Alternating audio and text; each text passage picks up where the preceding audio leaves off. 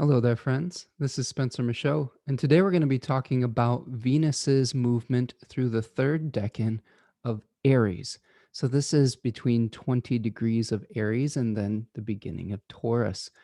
So, this is a period of time between April the 6th and April the 14th. Today, we're going to talk a little bit about the daimon of this decan, Eros, and the story of Eros and Psyche. We're going to look at some of the transits that Venus is making over this time period, including a sextile to Jupiter and a square with Pluto. All right.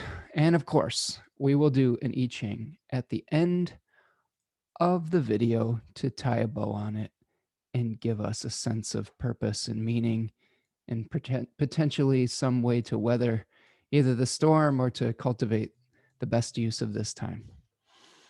All right, so what we are looking at here again is April 6th, 2021, Tuesday, 12:39 p.m. Eastern Daylight Time. We're going to see Venus moving into the third decan of Aries. And over this time frame, um, it's going to be traveling with the sun and Mercury. So it's co-present with both the sun and Mercury. It will be making a whole sign sextile to Jupiter, Saturn, and um, Mars. So we've got Jupiter and Saturn sextiling from Aquarius and Mars sextiling from Gemini. Now, Jupiter and Saturn are in the overcoming position to Venus, but Venus does have kind of overcoming power of Mars right now. And Mars is the host. So Venus is in Mars's diurnal temple right now in her exile. So that is an interesting thing. Now, Venus does have some dignity in this decan because she is her own decanic ruler by the descending Chaldean order system. So she has some power here. Now, before we get into kind of her power and what she wants to do, I did want to show you some of the phase relationships that Venus is going to have during this period of time. It is important looking at what point in the synodic cycle the planet is going to be in. Is going to tell us a lot about its ability to bring things into being. Whether it's visible or not is going to show us whether the issues that we're dealing with are going to be more center stage or behind the scenes. In this case, Venus is under the sun's beams in the lying hidden phase.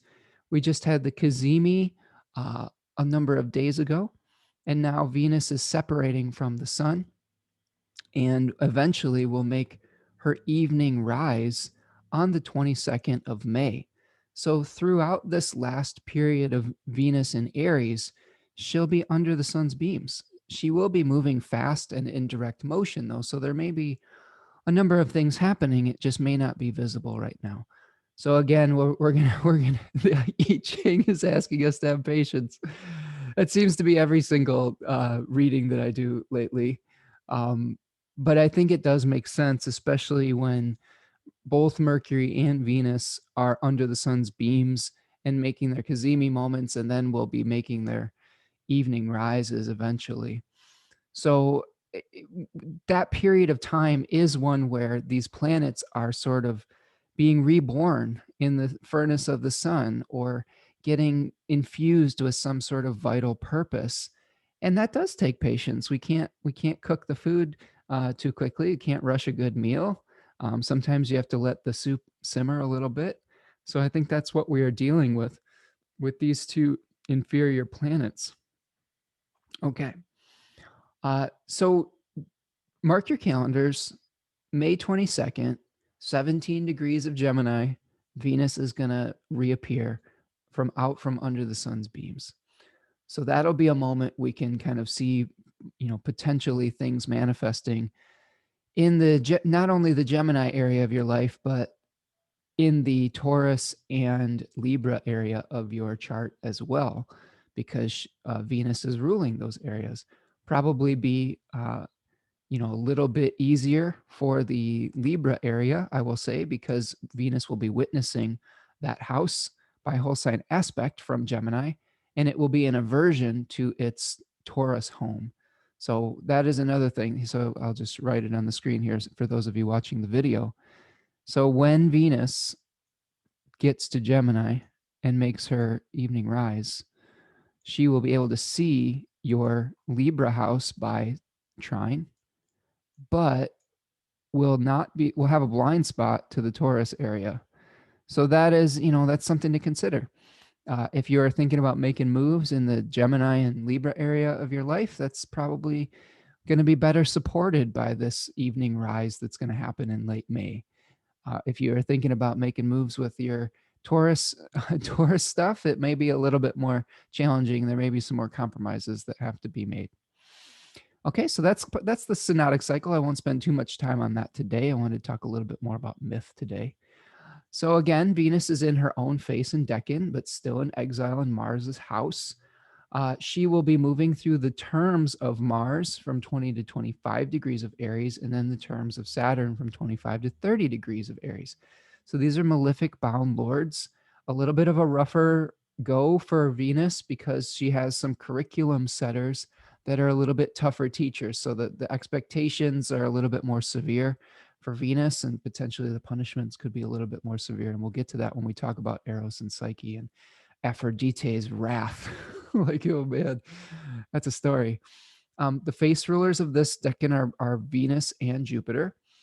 In the tarot, we see the Four of Wands, and this card is called Completion. And I'll stop my share for just a second so you can see it.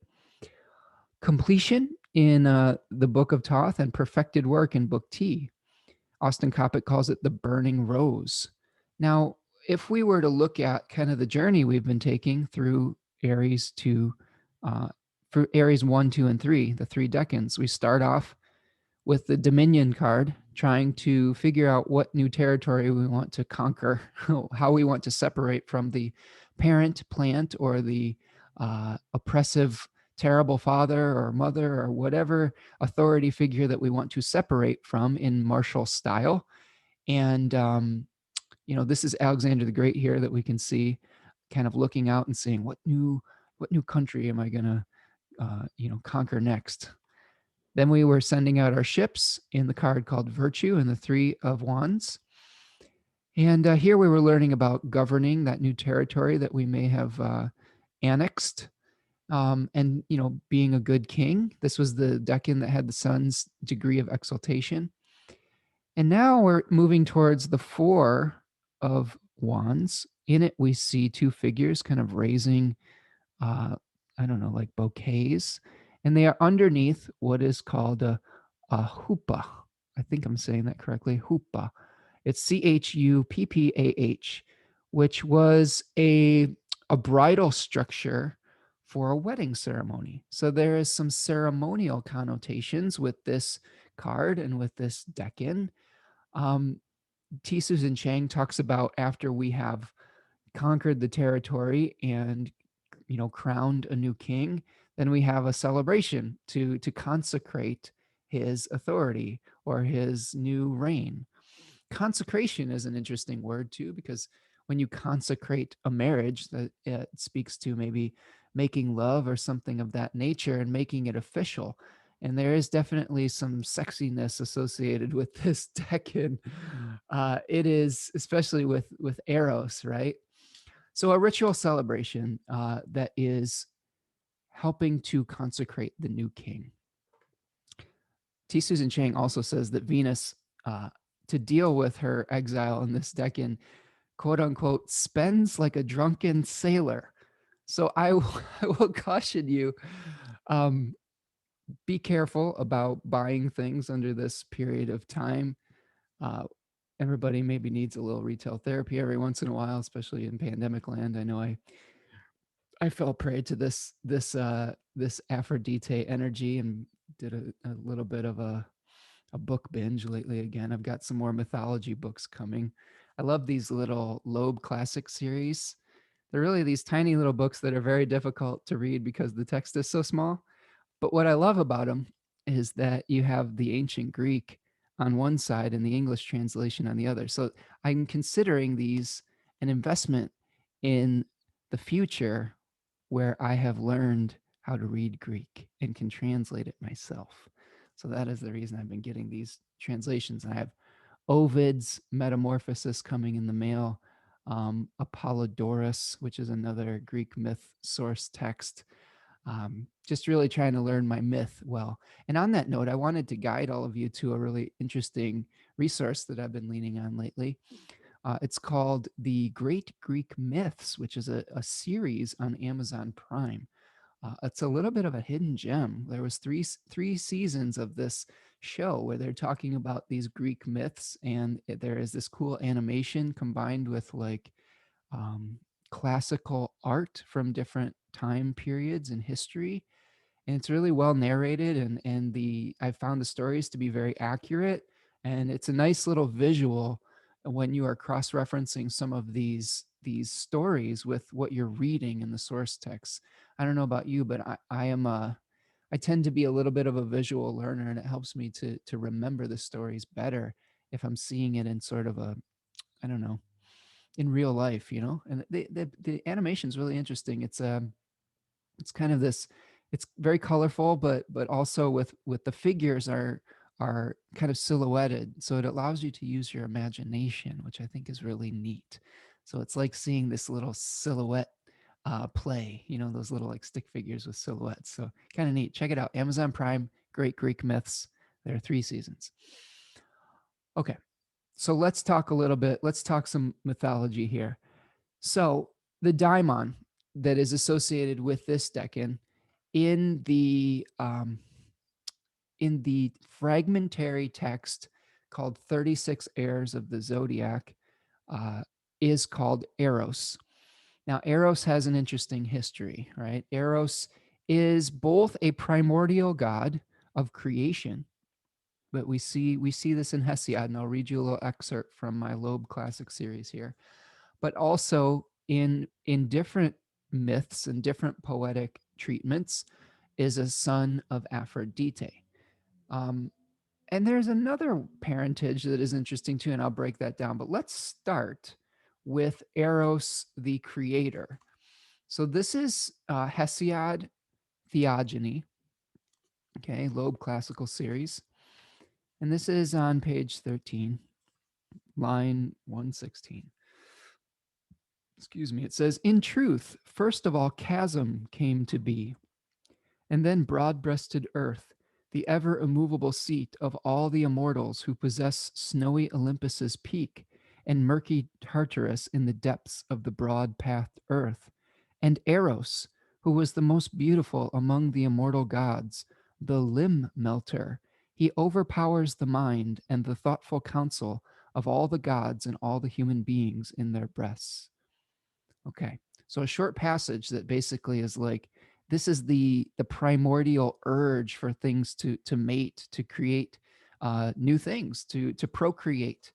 And chasm is an interesting word. I've seen different translations of this word. One translation is chaos, but they make a specific note that this in Hesiod, it is the words that he used indicate an opening where something is arising out of this gaping hole, basically. Okay, so that I thought was pretty cool. One other thing I wanted to read to you is from this book, which is called The Orphic Hymns by Apostolos Athanasakis. I can never say this guy's word. I apologize to any of my Greek friends out there. Apostolos Athanasakis. Okay. This is a really great translation of the Orphic Hymns. I have 2 books that I like with the Orphic Hymns. One is by Patrick Dunn that has the original, who has the original Thomas Taylor 18th century translations in the appendix, as well as his own translation. And then this one is more, has some really good footnotes about what all the stuff means in Greek and whatnot. But I want to read this one to you. This is number 56, to Eros. It says, I call upon you, great, pure, lovely, and sweet Eros, winged archer who runs swiftly on a path of fire, who plays together with gods and mortal men. Inventive, two-natured, you are master of all, of the sky's ether, and of the sea and the land, and of the all begetting winds, which for mortals the goddess of grass and grain nurtures, of all that lies in Tartarus, of all that lies in the roaring sea. You alone govern the course of all these. O Blessed One, come to the initiates with pure thought, banish from them vile impulses. Okay. One little footnote that the author of this book points out is that in the Orphic religion, which these were sacred texts for, desire was something that they were trying to purify.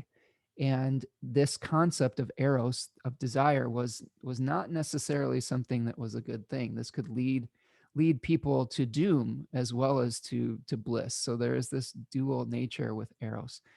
Now, for those of you who uh, are familiar with the eros in pop culture, another word for eros is Cupid.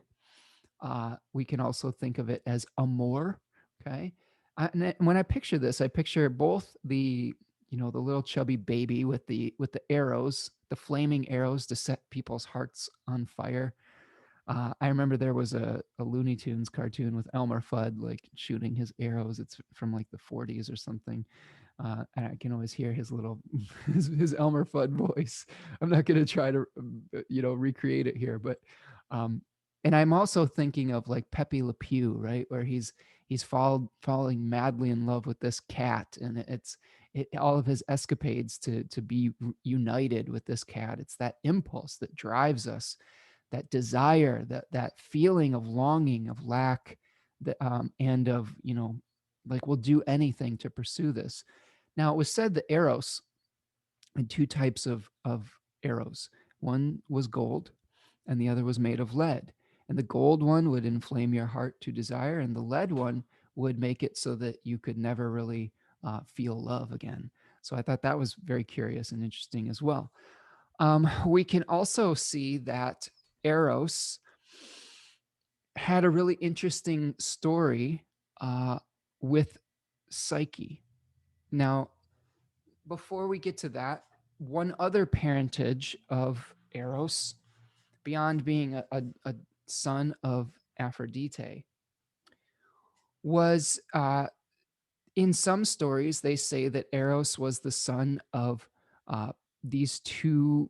I don't know if they were mortals or they were like personifications, um, Paras and Penia, which roughly translates to wealth or resourcefulness and poverty.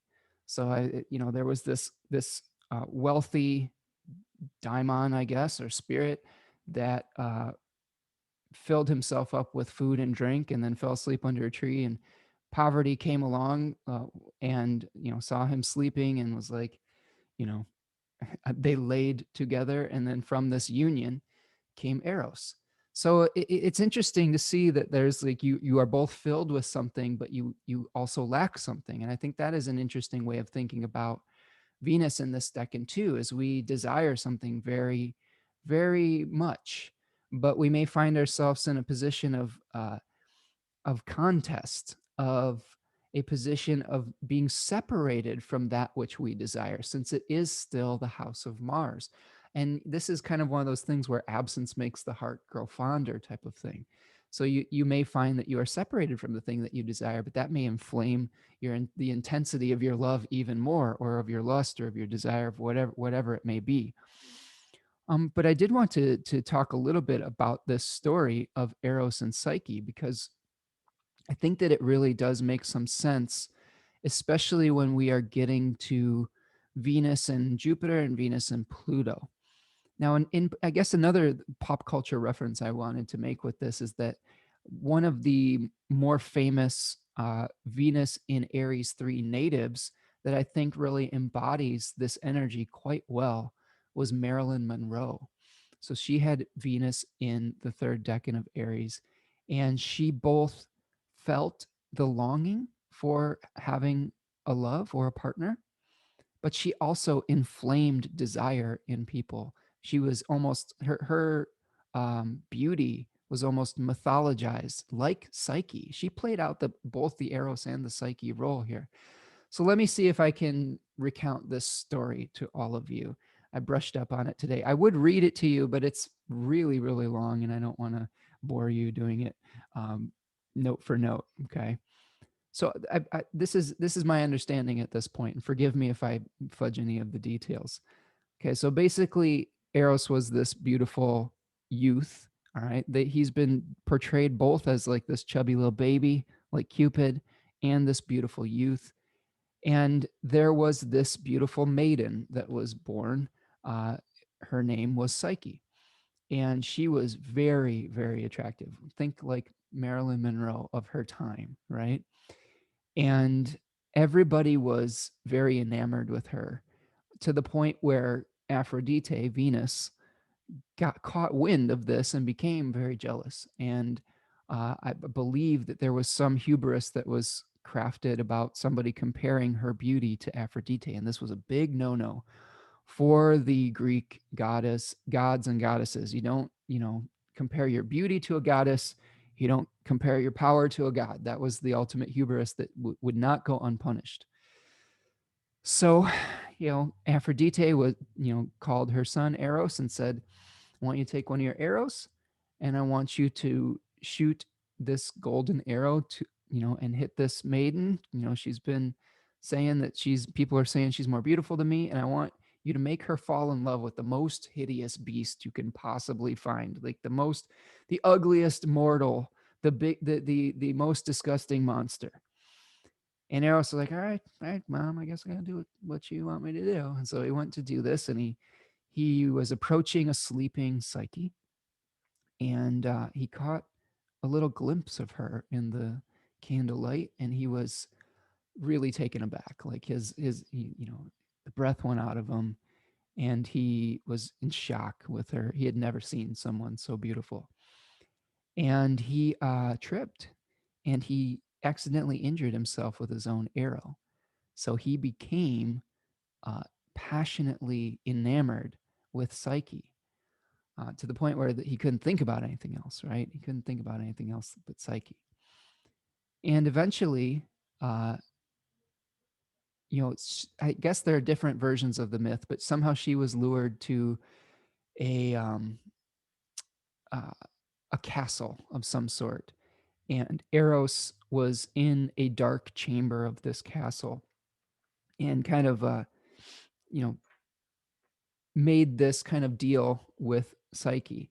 Like there was this prophecy. First of all, like I'm sorry. Let me think about it for a minute. Psyche's dad went to the Delphic oracle, and the oracle told her father that she was going to have to marry this hideous beast, and that he should leave her on a mountainside to die, basically.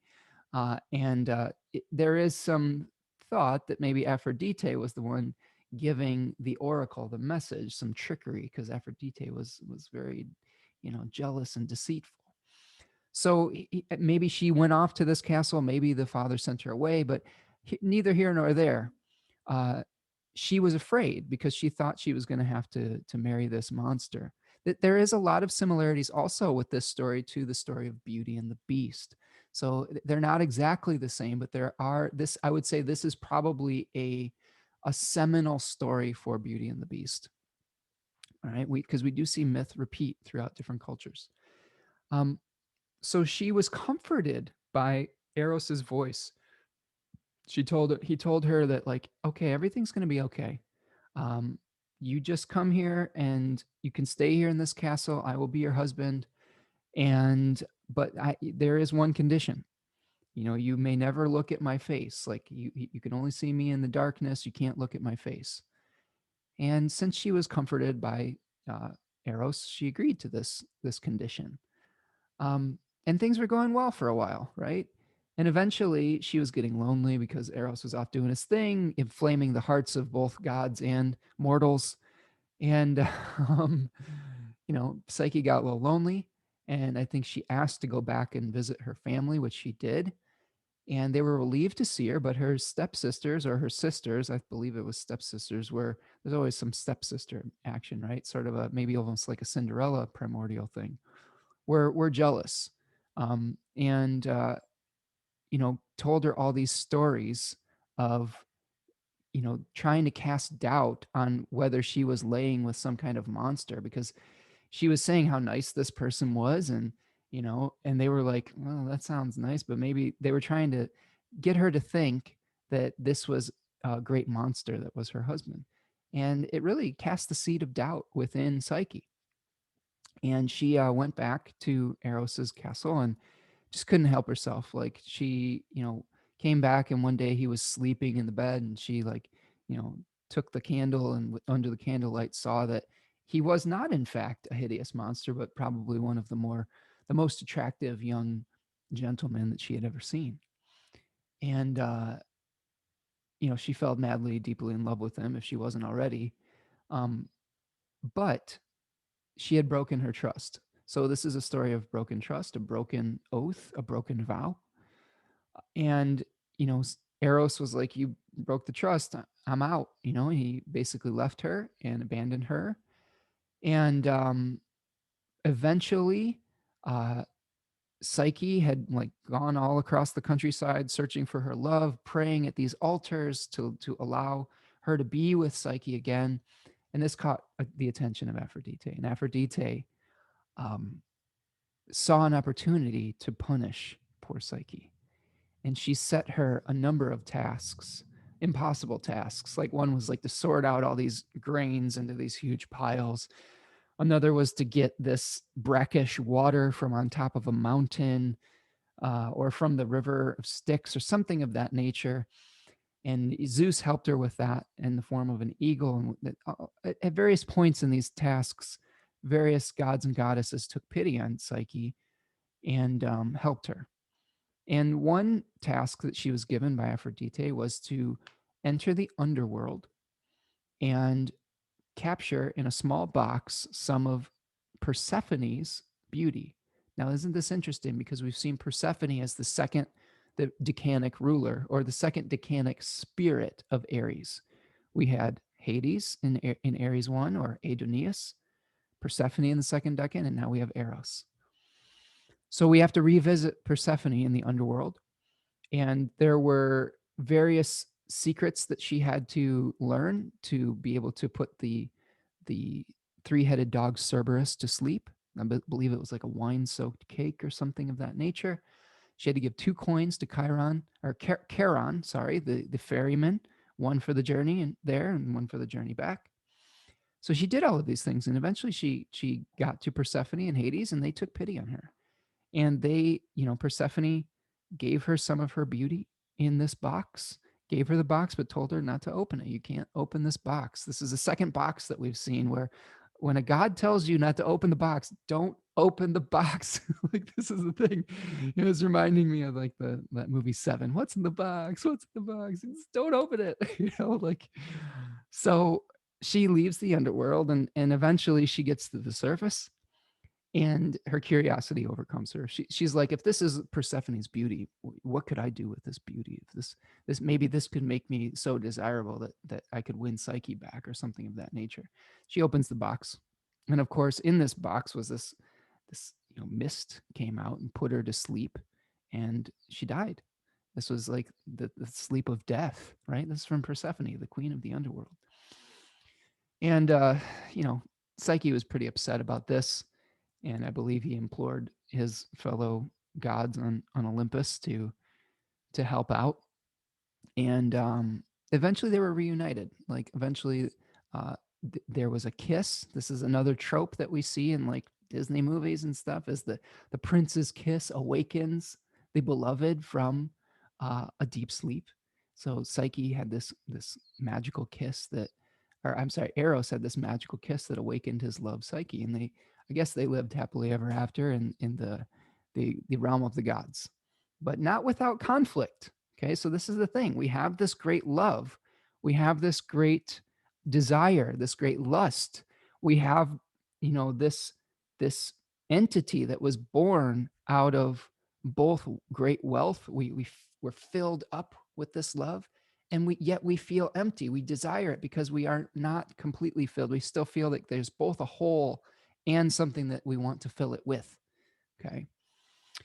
So pretty interesting stuff. And I think that we can see this with these aspects here, because on the 10th, and let's go back to our chart here. In our chart, we're going to move through a few different things. On the 10th, we will see uh, Aphrodite, or Venus, making a sextile to Jupiter. Okay, so here's our sextile. This is a harmonious aspect between Aphrodite and Zeus. Okay. And now we can think about this as potentially an aspect of extravagance, luxury, adornments. Grand celebrations was something that came up in Ren Butler's very good book, The Archetypal Universe. Isn't that interesting? Because we are in a decan that is associated with some kind of wedding ceremony or feast or celebration. So we have this dual kind of energy here. Now, Jupiter is hanging out in the third decan of Aquarius, which is associated with the Seven of Swords. And that card and that decan is about leaving the past behind and entering the unknown. So potentially on the 10th, we may see some kind of celebration, some kind of celebration of a completion, like a graduation party. Like we've finished something where we are now moving into some kind of new unknown experience. So I think that instead of this celebrating a beginning, I guess every ending is also a beginning, but it could be we are really saying, okay, we finally left this other thing behind. It's time to celebrate where we've been so that we can make a new start with where we are going. Okay. Um, just be careful that you don't overdo it. I think that that's the danger. This is a fairly harmonious aspect, or something that could be very, very nice. But again, when we have the god of abundance uh, meeting up with the goddess of adornment, luxury, we can get extravagance, we can get excess and things like that. So again, temperance and balance is the key. Even if we can even have too much of a good thing. Remember, we said that Venus can spend like a drunken sailor. This might be the moment that you're tempted to like buy $300 more worth of books. I always am like talking to myself in some of these.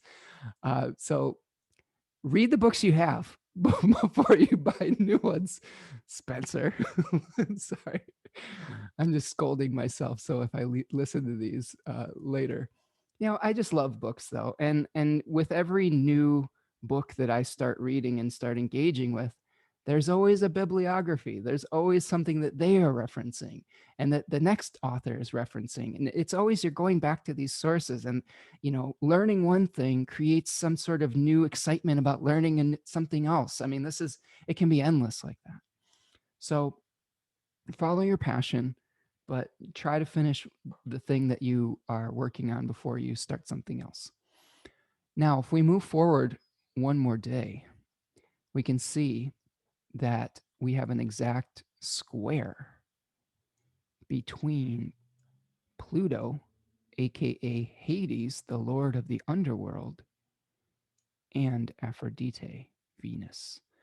So this is happening close enough to that Jupiter sextile that this is part of the same story. So try not to when you are, I guess, when you are having your grand celebrations, don't don't choose nefarious means to get the job done or something of that nature. I will say this is also the day of our new moon. So this is the new moon at 22 degrees of Aries on Sunday, April 11th. So this is a whole new start where we may be trying to seduce an audience to join us in this new country that we're trying to establish, this new sovereign state, this new individual freedom loving place that we've worked so hard to separate from the mother country to establish ourselves. We may be trying to gain a following. Austin Coppock in his book 36 Faces talks about trying to win over a hostile crowd, right? We can also see with this decan that Aries, or that Eros Psyche dichotomy, where there is this great love that is trying to take place, but we've got this jealous goddess trying to trip us up at every turn. So I think you can see that as being part of the hostile circumstances that you may have to be working through in this decan. So what is going on with Venus squaring Pluto? Well, I would think that this would be akin to Aphrodite's wrath, her jealousy in this story, the punishment that Aphrodite is trying to enact upon poor Psyche for just for being herself and being beautiful. So this could be also the dark side of our desire, of our longing. This could be where desire turns into obsession, right? Where we have this kind of mission that we're trying to carry out as well. Maybe we could consider this period of time Psyche's journey into the underworld to speak with Persephone. That could be part of the story that we have here. So be careful of any boxes that you're handed. Don't open them. Like, don't open the boxes. Like if you're given a gift, try to follow whatever the terms are. Okay. Like this, one of the things that I think about with Venus in this decan is we may receive something very good, but that might not be enough. All right. That we may desire more because Mars is driving the ship and says, no, that's not enough. I want more. I want it all. And that's when we can really get into trouble. That's when we reach the point of hubris where we will be punished by the gods unless they choose to take mercy on us. Now, there's another story that comes up with Venus and Pluto, and that is the story of Inanna and Ereshkigal. And again, this is a story that talks about a stand-in for Aphrodite, maybe one that is even more ancient in a Sumerian or Babylonian myth, where Inanna was kind of I don't know, the correlation to Aphrodite, and Ereshkigal potentially is our Hades or Pluto stand-in. And Inanna had to go into the underworld and speak to her sister Ereshkigal and was stripped of all her adornments in the seven gates of hell, and eventually was killed by her sister once they met face to face after she had been stripped of everything and hung on a meat hook. And eventually her attendants had to come and get her, the mourners, and go through those same seven gates. And when they found Ereshkigal, she was in labor. She was in pain, in great pain. She was giving birth to something. And instead of trying to heal her or do anything for her, they just listened to her pain and they mourned with her. They had empathy for her. So this was something that was a great gift to Ereshkigal, and she granted them any wish. And the wish that they had was to retrieve Inanna's body and bring her back to the land of the light and the land of the living. And they had to trade something, though, because Inanna's husband had not mourned her properly when she had left. Uh, she traded him. She was like, all right, you can go to the underworld now. See you later. And eventually, I believe he became Ereshkigal's consort, Nergal. All right. So again, if you come across something painful, empathy is a great way to deal with it. There may be some fate that we encounter where it brings up all of our uh, wrathfulness of Aphrodite. We may have to really work through some of those feelings of jealousy or envy or not feeling that we are enough or good enough. Again, this is a thing where when we are constantly looking over our shoulder towards what others are doing, that can bring out this side of Aphrodite. And really the key is lean back on the Aries solar archetype where you just are, happy to be you. And you don't have to necessarily be anything more than you. And your path is different than other people's. And you're going to save yourself a lot of heartache, a lot of heartbreak, a lot of corruption if you follow your path rather than try to emulate somebody else's. It's okay to be inspired by others, but if you're getting angry, upset that people have what you do not, that can lead to some challenges. Okay, so that is what's going on the 11th. There's just one other thing that is kind of happening from my perspective. We are seeing on the 13th, the very end of this cycle here, we're going to see on the 13th and the 14th Venus is going to match up with a fixed star called Rescha. And Rescha is in the constellation of Pisces, and it is the sacred knot that ties the two fish together. It is the point of union between the fish that is swimming towards the eternal, towards the heavenly realms, and the one that is swimming along the ecliptic, the mortal realm, right? Like the heaven and earth. So this may be a point where after we've gone into the underworld and we maybe have emerged with some kind of realization, with some kind of empathy, some kind of self-love, where we're rooting out all these maybe corrupt thoughts that may be telling us that we're not enough, that'll lead to a healing. And maybe we can tie it all together again before Venus moves into Taurus, her own temple, okay, before she infuses into an earthly body that is very abundant and sumptuous and things of that nature.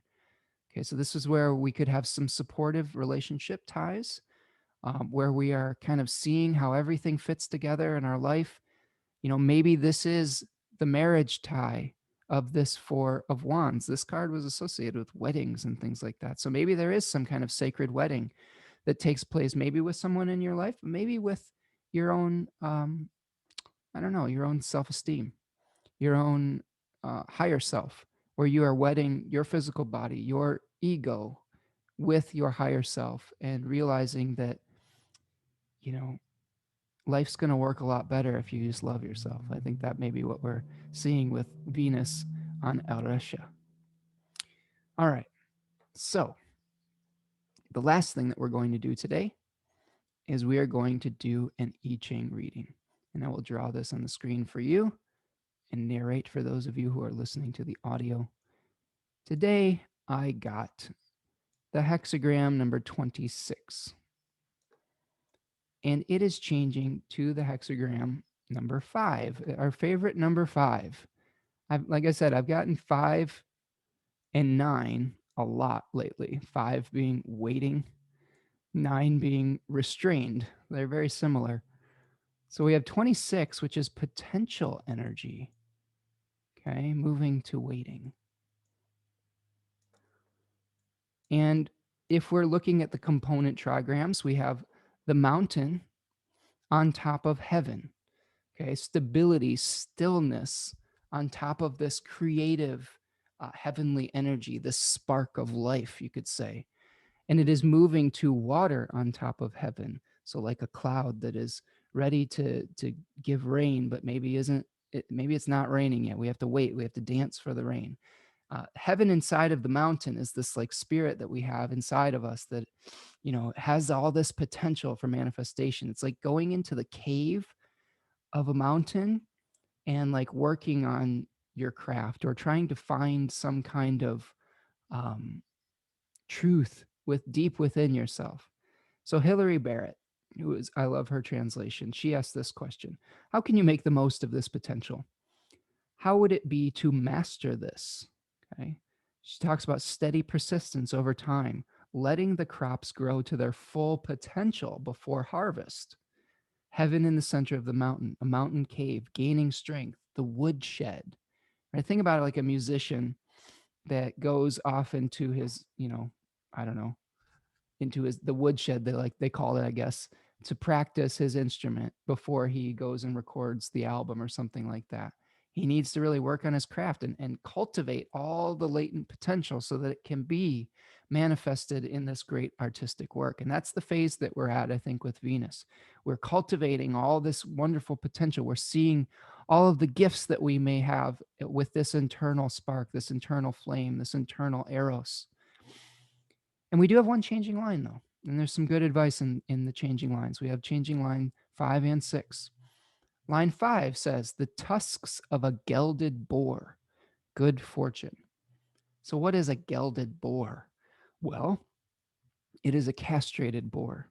So a boar was thought of as a wild, uncontrollable force in a lot of mythological treatments. So if we are castrating this wild, uncontrollable force, that we're pacifying it on some level. We're making it more domesticated, easier to deal with. They have some translations that talk about castrating an uncontrolled force in your life, avoiding direct confrontation, okay, removing your emotional charge or your impulse to fight. I think that this is one of the keys to Venus in this decan. You can disarm your competition or whoever you are fighting with charm, with grace, with like sex appeal. This is like Marilyn Monroe. Like all she had to do was just wink, and like it would melt people. Remember in Hesiod, we talked about Eros as the limb melter. I thought that was perfect. I was like, that's yes, the limb melter. Okay, so use a little bit of grace, use a little bit of charm to win over. Humor is a great way to disarm a wild force.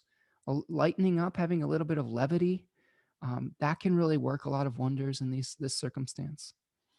Line number 6 says, "Hence one attains the highway of heaven, success." So this talks about putting yourself in an excellent position by accumulating resources. It's about preparing for the action that is going to take place in the future, sticking to your principles, sticking to your integrity. And if you do both of those things, the obstacles are going to give way and be cleared from your path, and the pathway to heaven will be clear. So make sure that if you're in a battle for trying to win over someone's affection, that you fight fair, that you're not manipulating people. It is contrary to some of the behavior of the Greek gods. Forcing people to fall in love with you has consequences, and it doesn't always work out so well. We're not lords of the underworld. We're not Hades. Okay, we're human beings. We're mortals. So we should play, I think, more by mortal rules on some level. We can be inspired by the gods, inspired by these stories, but I think that the key here is stick to your principles, stick to your integrity. If you're getting into power struggles within your relationships, you know, try to just be, I don't know, take the high ground. I think that's the thing. Take the high ground, disarm them with charm, kill them with kindness. That's another way you can think about this. So those are the changing lines. And then we move to number 5, which is called waiting, calculated waiting, waiting for rain, nourishment, replenishment. So Hillary Barrett, in our wonderful questions, she asks, how can you wait patiently and with commitment? While you wait, how can you make yourself ready? So to me, I think this speaks to the waiting that is necessary while we wait for Venus to emerge from under the beams. Okay. And this will happen, like I said again, we're going to see Venus emerging from the beams on May the 22nd. So how can you prepare for that awakening? How can you prepare for this um, coming into the light, this phasis moment where everything is going to start clicking into place and there's going to be visibility to the things that you're working on? Okay?